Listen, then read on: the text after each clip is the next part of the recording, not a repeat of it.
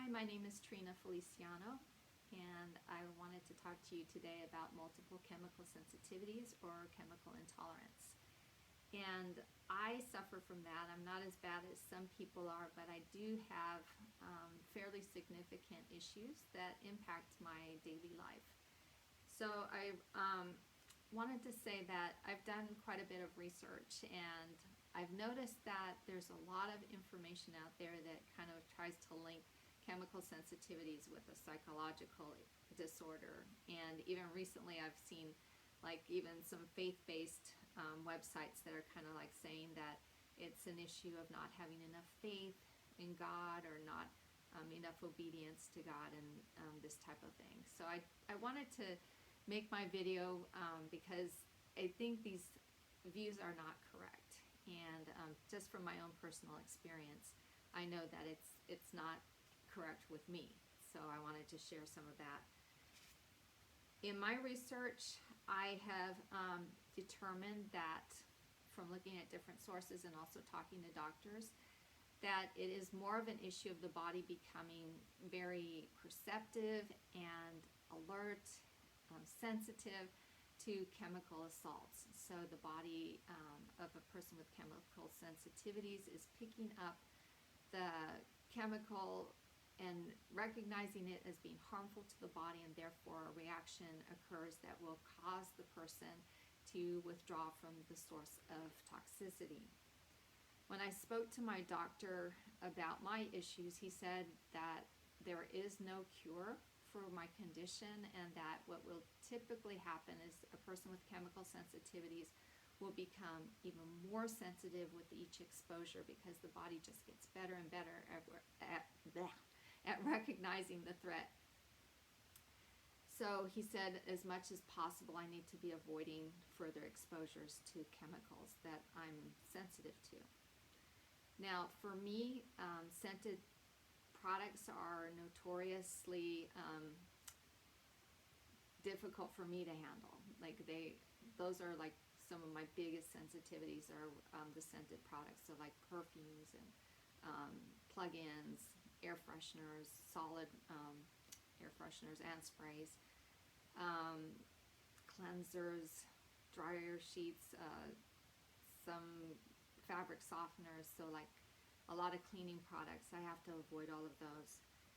There are literally hundreds of toxic chemicals used in fragrances. In fact, one of the things that I found out I was very allergic to in the workplace, I did some research into the solid air freshener that they were placing all over in different classrooms where I was working. One of their toxic chemicals that they list is actually just says fragrance. And so I thought that that was really interesting, that they recognized that whatever was put in the fragrance itself was actually toxic. When people are exposed to the chemicals, there are different reactions that people have. Sometimes a person will have a severe headache. Sometimes they'll be dizzy. Sometimes they have a skin rash and coughing. I don't often see that as a listed reaction, but it is one of my more severe reactions. When I am exposed to like an airborne type of chemical, I will get like a burning sensation inside my lungs, and it will lead me to this major coughing fit that is so embarrassing. That's one of my symptoms. Nausea, I did experience that a couple times, once very severe, that led to throwing up, and I'll talk more about that later. But people have different reactions to the chemicals, and so it's not like one size fits all. Everybody is different when it comes to chemical sensitivities. Now, some people can't even be around any kind of chemical at all. Like right now, I do have carpet in my home. I am looking to replace that because I know that there's a lot of chemical additives, toxins in carpet. And so when I do replace my carpets, I am looking to put down tile and try to limit my toxic exposure even more. But there are a lot of things that I can tolerate that like people that are really severe cannot tolerate. And so I'm still looking around, like getting rid of other things. Like I've been reading up on some of the things I still use that I'm not sensitive to, but that also carry toxins, and so I want to eliminate those. Like, just to give you an example of something I got rid of that I didn't feel like I was necessarily having a reaction to was hair dye. But because, you know, you're putting those toxins into your skin and everything, I stopped using hair dye, and so that's just an example. I did get rid of most of my shampoos that had like parabens and sulfates and things like that, and so just trying to get rid of the toxic load as much as possible. For me, the biggest things that I struggle with are outside of the home. So like within my home, I've created an environment that I can tolerate fairly well, but when I get outside, that's when I start to have problems.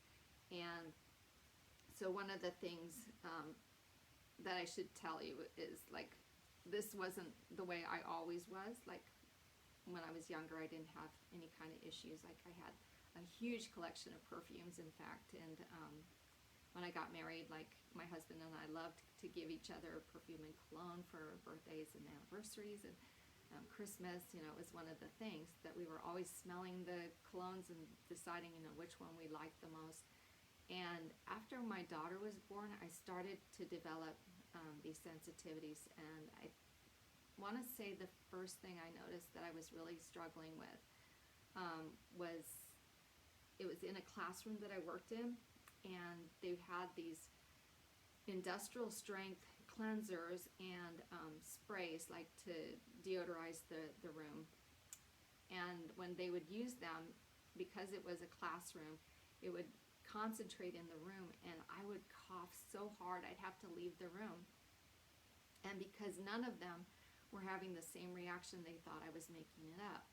And like one day I was coughing, you know, having a reaction, and they were like, we have done nothing in the room, that nobody has sprayed anything, you know. And I was like, I don't smell anything, but something is causing me to have a reaction.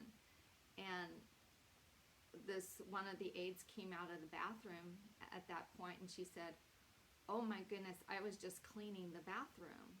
And she goes, man, you really must have an issue, because you didn't even know I was in there, and you know, nobody had smelled anything. So like, that was one way that they knew that I really had an issue. They didn't change too much, by the way, but at least they knew I wasn't, you know, faking it. Several years ago, I ended up in the ER, and this was another work-related issue. They had these solid air fresheners, and they put them all in the classrooms, and I had asked the principal, I said, could you please not put these solid air fresheners into the rooms where I need to work? And he said, well, you bring me a note from your doctor, and I'll look into it. You know, and so he wasn't even going to look into it until I brought a note from the doctor, and I thought, well, that's going to be like impossible. Like, what doctor is going to diagnose me as having this chemical sensitivity? So the next day I had to work in one of the classrooms that had like they had one or two of the air fresheners in there, and I spent like 4 hours in the classroom, and I was feeling really awful. My head hurt, but I said, I'm going to push through, I'm going to work, and, you know, just do what I need to do, and then I'll go home. And I was so tired when I headed home. I felt nauseous, and I went to bed, and like, I want to say like 30 minutes later, I got up feeling really nauseous, and I threw up for the first time. And I tried to go back to bed again, and about 30 minutes later, it was like every 30 minutes I was throwing up and throwing up and throwing up, and there was nothing left to throw up, but I was still throwing up. And I got to the point where I must have been severely dehydrated. I didn't know what was going on, but all I knew was I was now not even able to get up off the floor. Like, I was down on the floor and moaning and so sick. I couldn't stand up. And so we called 911, and a fire truck came, and the firemen came in there, and they said, well, we'll carry you to your car. Can you sit up? And I thought that, you know, if the chair was reclined, I could probably do that. I couldn't imagine riding to the hospital on a fire engine. So I was like, no, we'll go to the hospital in my car. So my husband drove me to the hospital, and I threw up again when we were at the hospital, but then they hooked me up to an IV, and like instantaneously I was feeling better. And they took my temperature, they did blood work, they even did a CAT scan. Couldn't find anything particularly wrong that would be a reason for me having that reaction. So the doctor concluded that, you know, it was probably a reaction to the chemical I'd been exposed to after I'd explained to him what had happened. So let's see. So then I got that on a paper, and I did present it to my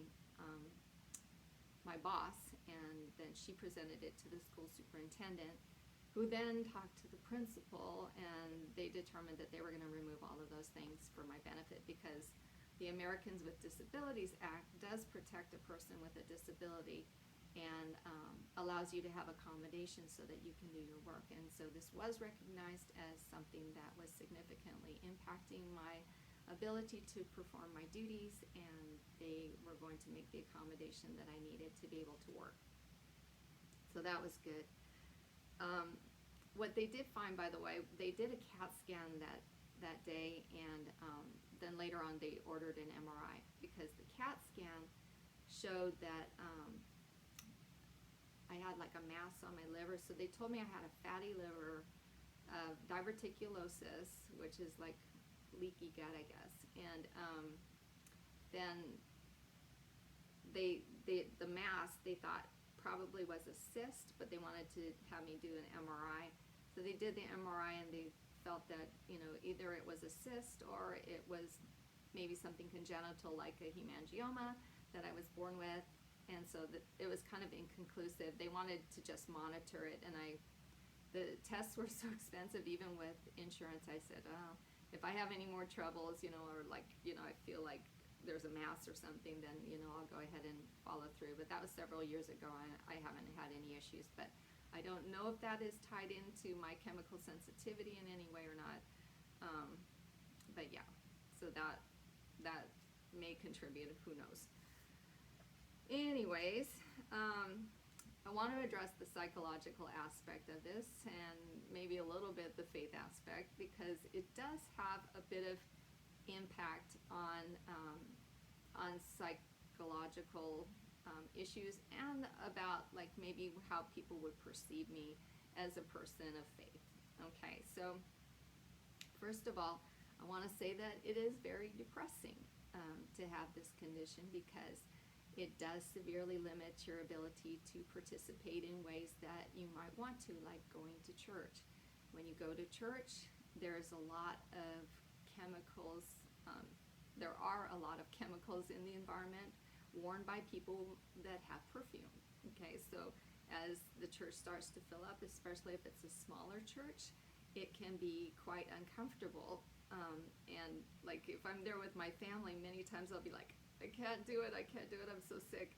And so we have to get up as a family and move to another part of the church, which you can imagine is very embarrassing, because for my family, they don't want to be moving all the time. But, you know, people have just sat down next to you, and you're getting up and leaving and moving to another area of the church. They're going to think like, what? You know, she doesn't like me, or they don't like me. So there's that. And then, like I visited a church with my brother one time, and you know, I think it was a Methodist church, and they had one of those censer things with the incense, and I was going through the whole church, swinging that thing back and forth, and I walk in there, and I'm like, oh, you know, big old cough attack, come out of the church, you know, and the greeter is like so shocked, and she's all, you know, what's going on? And I said, oh, you know, I've got chemical sensitivities, I can't take the incense and everything. She goes, you know, I'm going to pray over you and lay hands on you, and you're going to be able to go in there, and you know, you're going to see. And so I was like, okay, you know, I'm willing. So she prays over me, and I'm determined, walk in there, and you know, coughing terrible, come back out, and she looked so disappointed in me. But I couldn't do it. My brother came out, he goes, you know, like my eyes water, I get sensitive with it too. And he goes, it's a lot today. He said, let's just go to another church. So we went to another church, big, tall ceilings, bigger church. And so there wasn't as much chemical concentration in the air, so we sat toward the front, and I was fine. But you know, like it's always a risk. Like I went to a church 2 weeks ago. I tried another church. And it was a 30-minute drive. Went all the way out there all by myself. And went in the church. I felt like, oh, you know, it doesn't smell strong or anything. Now, I could tell that some people were wearing perfume, but I said, you know, I'll just be careful where I sit. And I went to a Sabbath school class and sat in a small room, and there were 2 other gentlemen in there, and there were no scents, and so I felt like, okay, this is doable. And they said, you know, we have been praying that more people would join our group. You're an answer to prayer. I sit down, and they're starting the study, and, you know, all of a sudden 2 people walk in, 2 older people.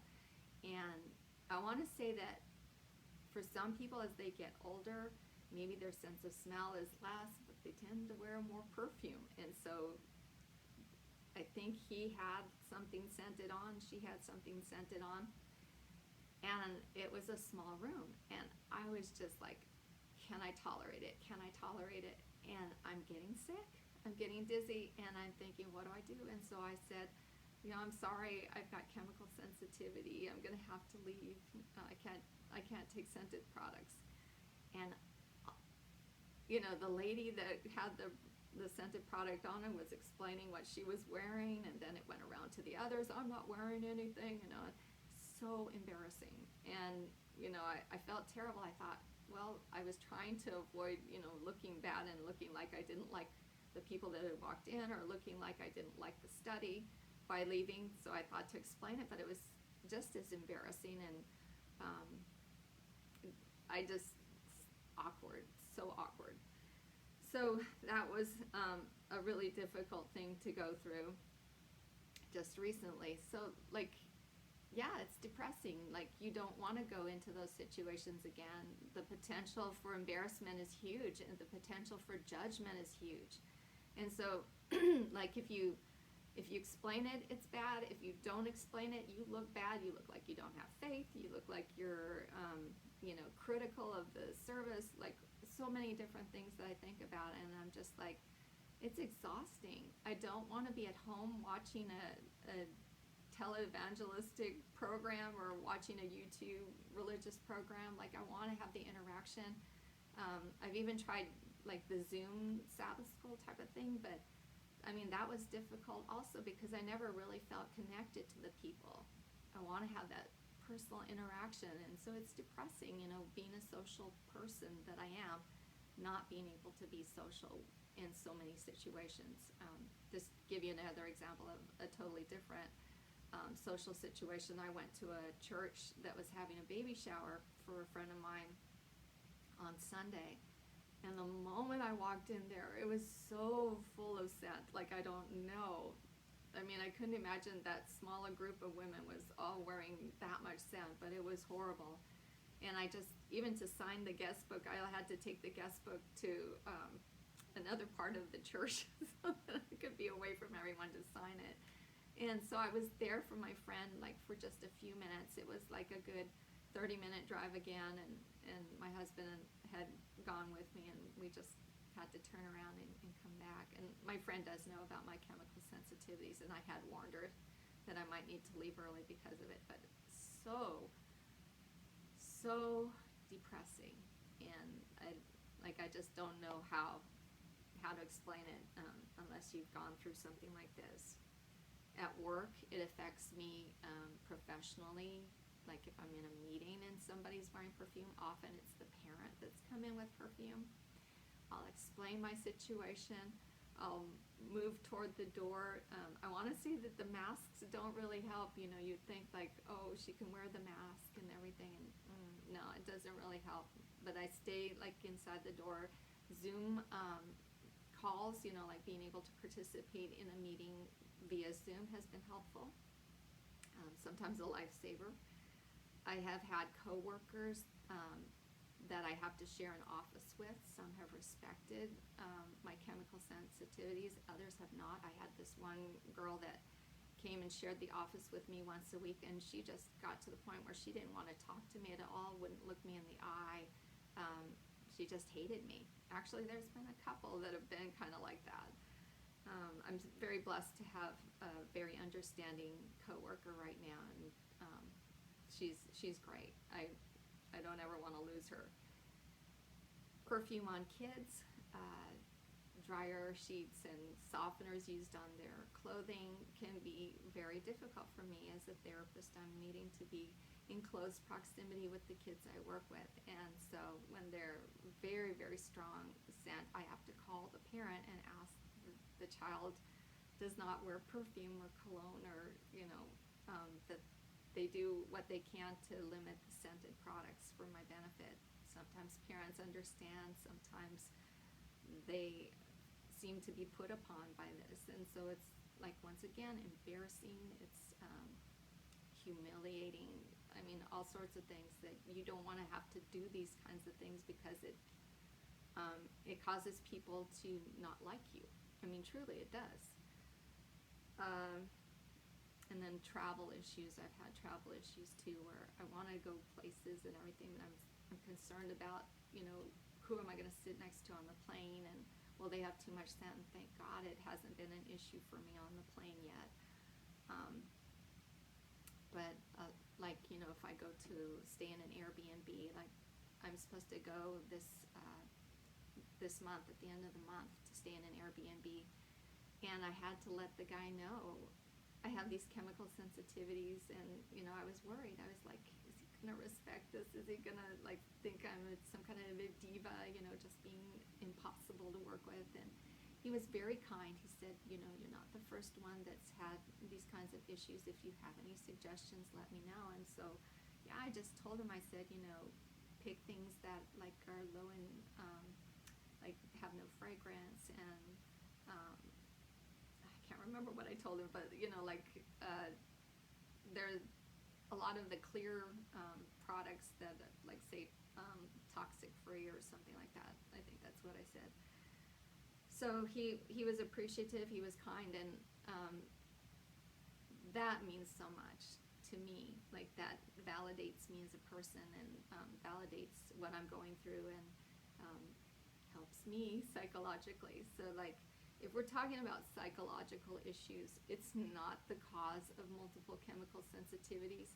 It is because of multiple chemical sensitivities.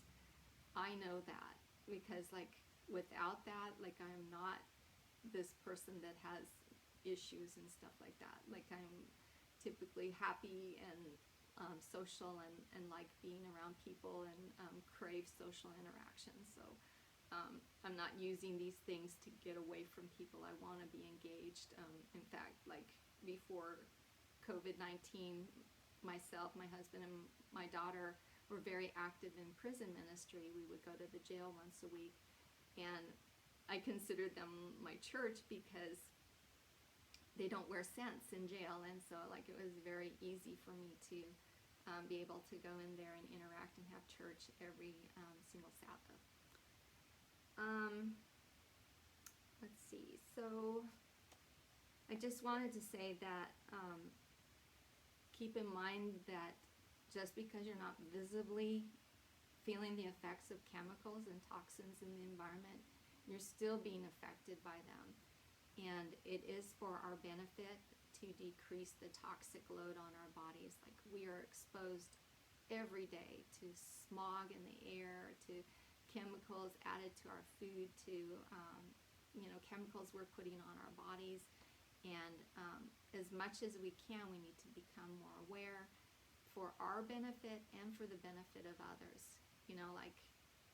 I really, really appreciate when people consider me and consider my issues and do what they can to help me, because I cannot control this. This is not something that I can turn on and off. And up to 30% of people have noticeable, I think they're saying 8 to 30%, different things that I've seen, but that's a huge amount of people that have noticeable chemical difficulties, chemical sensitivities that impact their daily lives. And so when you choose to not wear a fragrance to church or even out in public, sometimes someone's wearing scent, in a line, in the grocery line, I literally have to go to another line, even if it means I'm going to have to go to the back of another line. I cannot do it. And so like if you choose not to wear your fragrances, it'd be a blessing to you and a blessing to many people like myself. I really, really would love to go to church again, and in a perfect world, I would love to, find a church that, has like a fragrance-free policy of some kind, or a fragrance-free zone. But, as it stands now, I'll just keep trying to find that church where, maybe I can tolerate some corner of the church. And yeah, it's depressing. That part is really depressing. So a little understanding goes a long way, and I hope this helps in some way for somebody. I just didn't like all the negativity I kept seeing about this condition, and like people judging people with chemical sensitivities. It's not fun. It's not something that we wish upon ourselves or on anyone else. And if we could change it, we certainly would. And we're doing all we can to limit toxic exposure, to help our bodies to thrive and do the best jobs that they can. But understand that like the toxins are bad for us all, and we need to do what we can to help ourselves and others around us. All right, thank you. God bless.